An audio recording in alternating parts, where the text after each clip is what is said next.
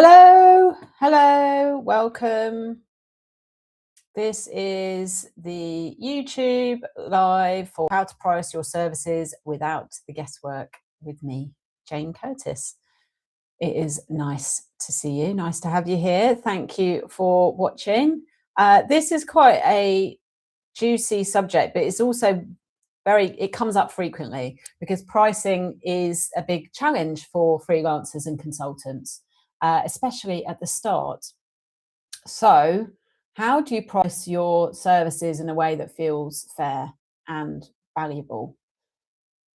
I'm going to go through four things that will help, hopefully, and tell you a couple of things to be aware of as well. So, first of all, benchmarking. So something I don't massively recommend it, is benchmarking. By all means, do a little bit of research.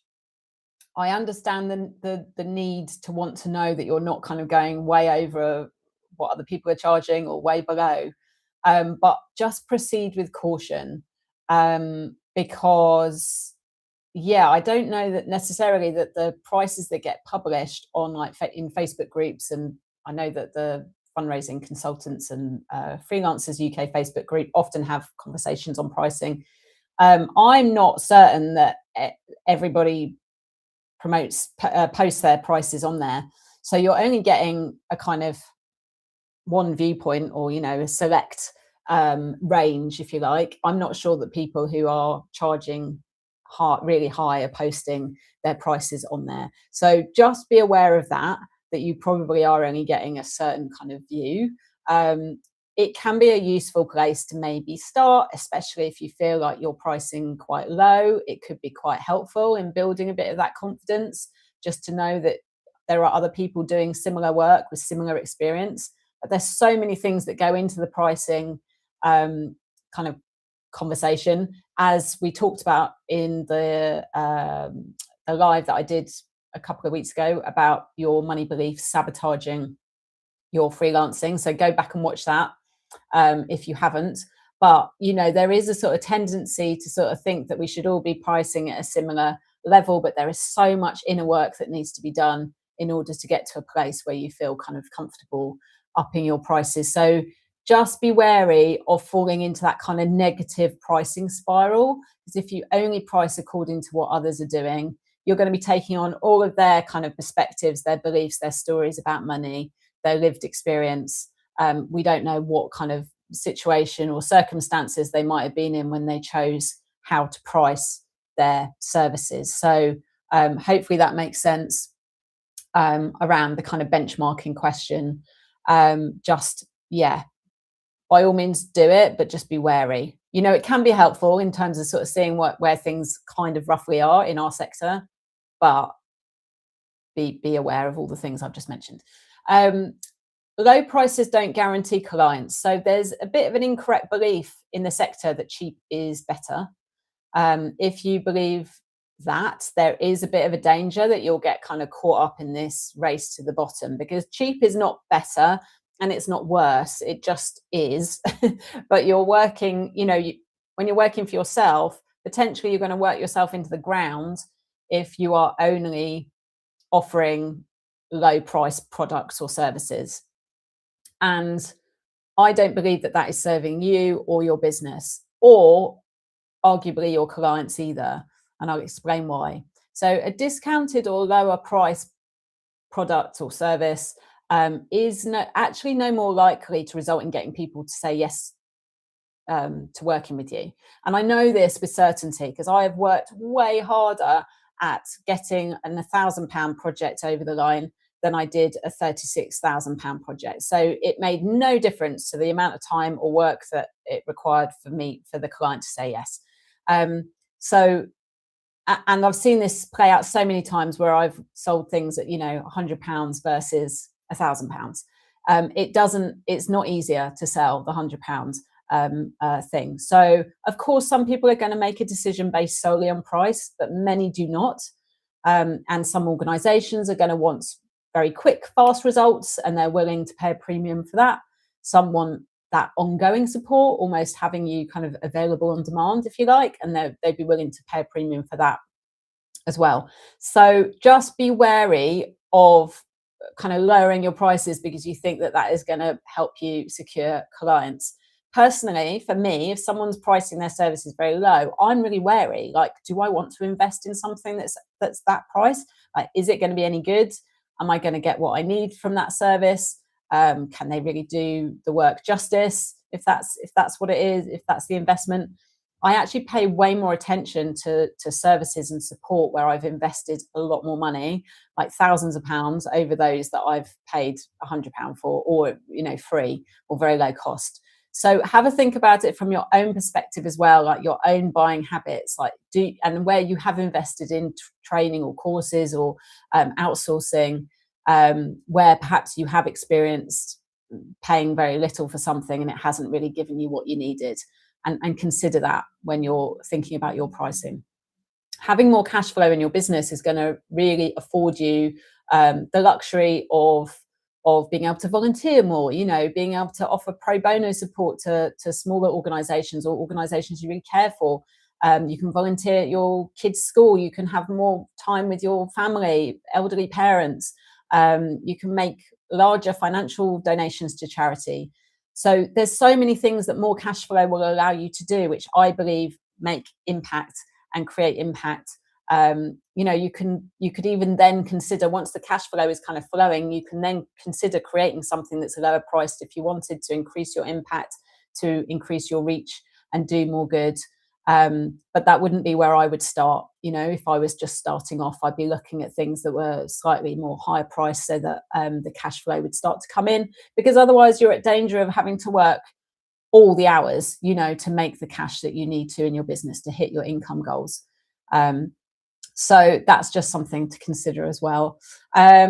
Project pricing over day rate pricing was the third thing I wanted to mention. Much debated and often asked question: should I price on a day rate? Should I price by project?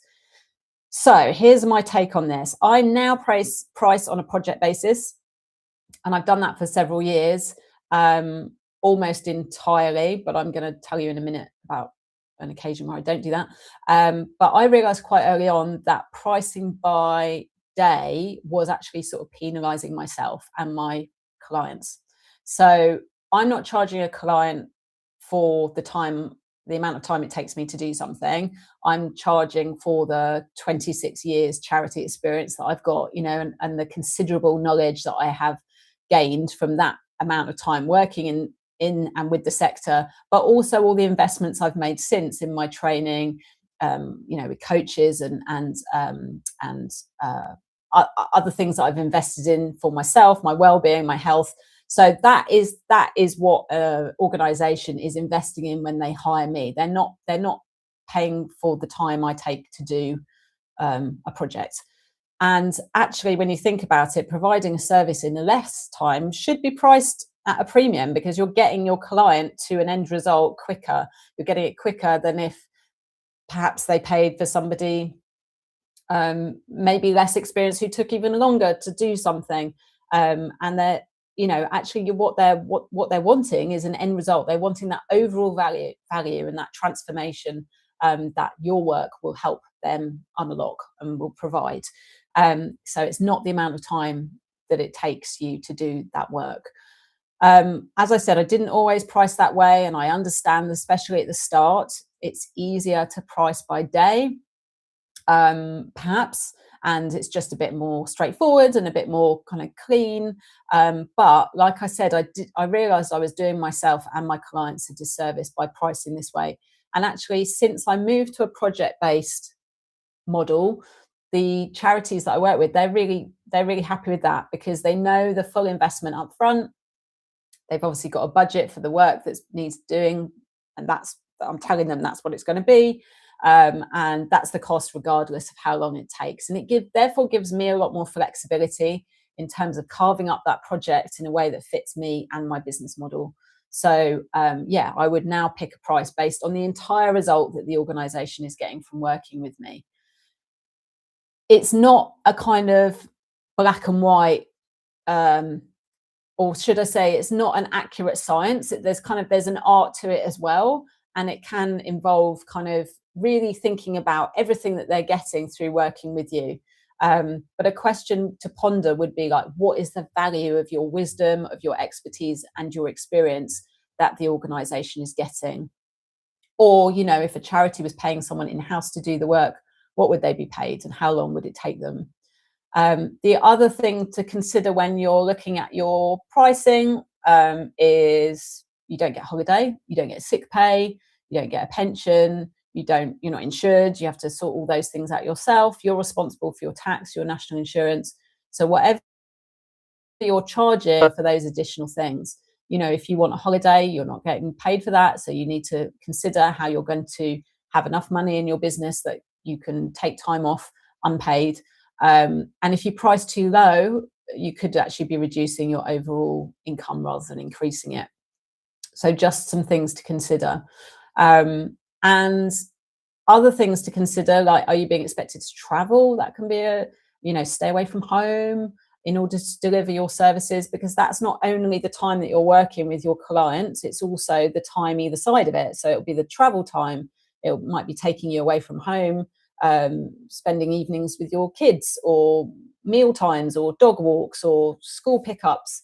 And then whenever I've had to travel for work, you know, it takes me a day or two either side to like kind of readjust back into kind of home life routine again. So considering all of those things, that all has an invisible cost to it, and that should all be priced within your package. You know, that's gonna there is a cost to that. You might not be able to suddenly pick up your work again the next day. You might need a bit of rest time built into it, whatever it is. So think about that. And when you say yes to working with a new client, you're potentially saying no to other things. So consider those factors when you're thinking about your pricing. Yes, Alison. Yeah, thank you for that question. The other thing to consider would be, if I get approached for a last minute job, I will charge at a premium, because that will probably require me to move things around in my diary. So there might be pre-existing commitments that I need to move around. I may need to sort out childcare at the last minute. You know, all of that will have an expense to it. So if I get asked to do something quickly, then I'm going to charge a premium for that inconvenience as well. Now, I did mention, so that's just factoring in the full picture there when you're thinking about your pricing. I did mention that there are occasions where I do still price by day. And that would be, so at the moment I'm working for an organization where they have hired me to work 4 or 5 days, 5 days a month for them on an ongoing basis. So in that situation, and the scope of the project is not clear, so I will be there for them, almost like that kind of on demand, for whatever they need me to do. So yeah, I wasn't able to kind of say this is the full value of that project, because that was not defined. And they're paying me to be available for them for whatever comes up, whatever's urgent, whatever's needed in that moment.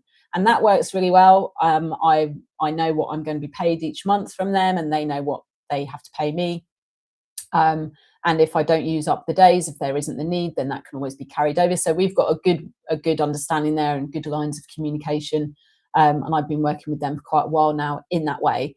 But that would be the only kind of example, I think, where pricing per day perhaps is beneficial to a project priced structure model. So let me just run through those again quickly for you. So yeah, don't get caught up in the benchmarking trap. A little sector kind of research is fine, but just take it kind of at, face value. No, don't take it at face value. Remember that there'll be lots of other things that go into that, and you don't want to kind of be pulled into a comparisonitis, oh, they're only charging that, I better lower my price type debate in your head, because everyone brings their own money baggage to their pricing decisions. Cheap isn't better, it's just cheap. Low prices don't guarantee clients. Some organizations want faster results, will pay a premium for that. Others might value you being available, at the drop of a hat and on demand, and will invest accordingly to that with that. And then project pricing, I feel, is better than day rate, but you're totally, you do you, but you're not selling hours, you're selling your years of experience and your experience and expertise, and you are delivering faster results should cost more, not less. So I find that clients prefer having that upfront investment. They know what it is, that full investment upfront. You also have more control then if you're invoicing on a project basis, I feel, because you can sort of ask for 50% upfront and 25% midway, 25% at the end, whatever works for you and your business experience, etc.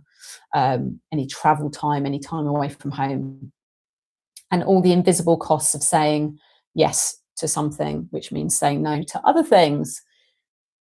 So there you go. That stop. I hope that's helpful. I appreciate that that isn't like concrete, do this, do that. But I don't think that there is hard and fast rules with pricing. You know, some of it is intuitive. It is a science and an art and a science. It's one of the core pillars of the accelerator that I do with my work, with my container that work one-to-one with clients on, because it is such a big thing, and trying to get it right, you know, and feel confident, be able to back yourself is such a big part of feeling happy, kind of promoting and being visible and getting out there and telling people about all the wonderful work that you do. I will be doing another of these, maybe not next week, but if you subscribe to the YouTube channel, then you will get notified when I go live again. And I'd love to see you back here. Please like, share, ring the little bell, do all the things that you're meant to do. And I will see you again soon. Do drop your comments and I will come back and answer any questions when I've got a moment. Okay, I hope that's been helpful. Thank you very much for joining. Take care.